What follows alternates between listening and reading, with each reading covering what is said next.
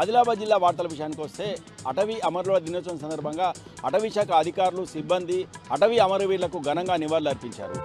మావల పార్కులో ఏర్పాటు చేసిన ఈ కార్యక్రమంలో డిఎఫ్ఓ ప్రశాంత్ పాటిల్తో పాటు అటవీ శాఖ అధికారులు సిబ్బంది పాల్గొన్నారు.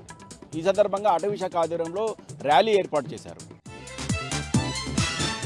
ఇక మిగతా వార్తల విషయానికి వస్తే ఆదిలాబాద్ జిల్లా కేంద్రంలో ఎన్సీసీ అకాడమీ ఏర్పాటు చేసేందుకు చర్యలు తీసుకుంటున్నట్టు deputy director general of NCC V M Reddy తెలిపారు. ఈరోజు జిల్లా కేంద్రంలో పర్యటించిన ఆయన ఎన్సీసీ కార్యాలయాన్ని సందర్శించారు. ఈ సందర్భంగా మాట్లాడుతూ జిల్లాలో ఎన్సీసీ అకాడమీ ఏర్పాటుకు ఆ వాతావరణం ఎంతో అనుకూలంగా ఉందని రాష్ట్ర ప్రభుత్వం చర్చించి త్వరలో ఓ నిర్ణయం తీసుకుంటామని ఈ సందర్భంగా deputy director of general V M Reddy పేర్కొన్నారు.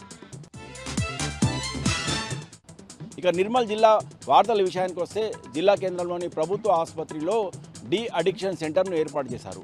ఈ సెంటర్ను జిల్లా కలెక్టర్ అభిలాష అభినవ్ ప్రారంభించారు.